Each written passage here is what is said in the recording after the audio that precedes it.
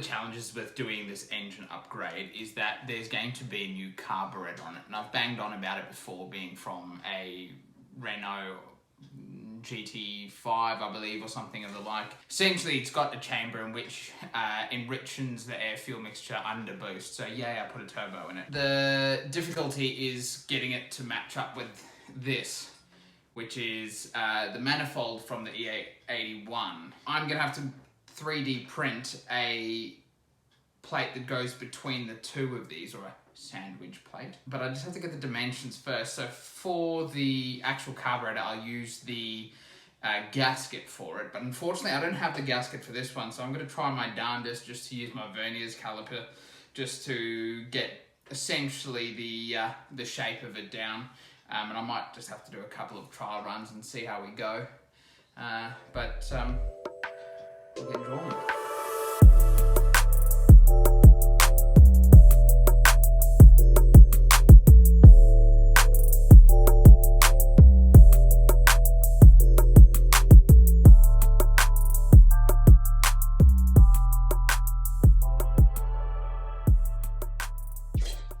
After drawing up the sandwich plate that I was intending to 3D print to go between the intake manifold and the new carburetor, I sort of realised it might be a little bit easier just to use some plate aluminium. And the reason why I want to do that is because I want to be able to drill and tap some holes here so I don't have any bolts that could potentially loosen and go into the intake.